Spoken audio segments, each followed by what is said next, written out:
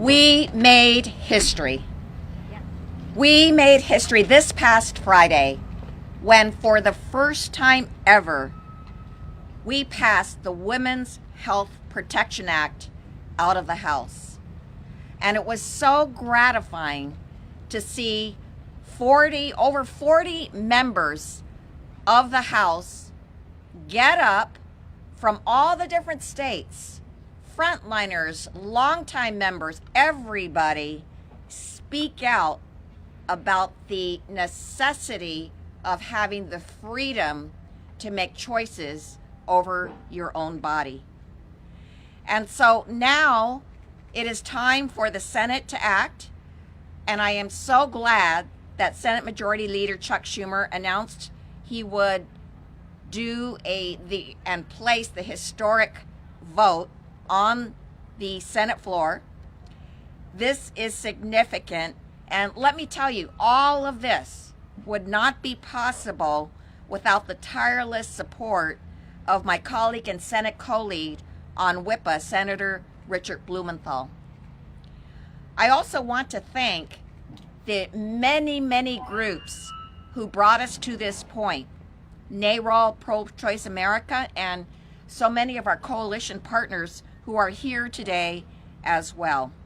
I can truly say that last week's historic vote would never have happened without advocates like you doing the work on the ground to make sure that we had a pro-choice majority in Congress. And so now, with another vote coming up, we need the Senate to know that a majority of Americans are on our side and demand that we act immediately to protect our bodies from radical right-wing politicians. And that is why last week's vote to pass the Women's Health Protection Act meant so much to me and to others around the country. It is our way of fighting back against years of attack on our right to control and make decisions about our own bodies. You see, ever since Roe versus Wade, anti-choice advocates have been trying to find new ways to make legal abortion care impossible to access. And in doing so, they've adopted a two-pronged strategy. First, they've packed the courts at every level with anti-choice judges, culminating in the blatant court packing under McConnell and Trump. Second, they've been crafting state laws designed to create a challenge to Roe for these judges to uphold. And in fact, we've seen states pass 500 laws since 2000 alone, with 90 abortion restrictions passed since the start just of this year. It's clear we need a unified federal response to these attacks, which is why we passed the Women's Health Protection Act out of the House.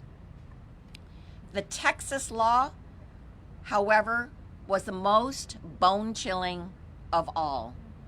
It deputizes vigilantes to harass anyone who is helping someone obtain an abortion, from a doctor to clinic staff to an Uber driver.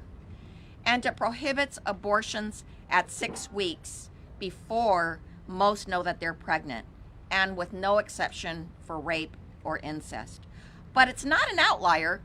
There are hundreds of other anti-choice laws that have been adopted to chip away at Roe.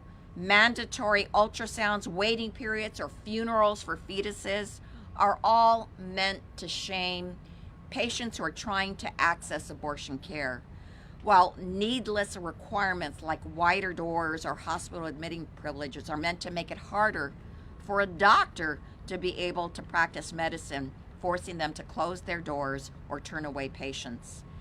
And worse yet, because of McConnell's and Trump's court packing, now there's a Supreme Court willing to tolerate such blatant attacks on established precedent. We know that more attacks are coming. The Mississippi 15-week ban is coming up in December. We cannot rely, certainly, on Amy Coney Barrett or Brett Kavanaugh to confirm our rights.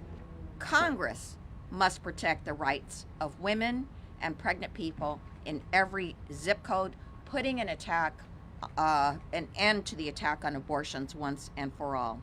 And so the Women's Health Protection Act is how we do it.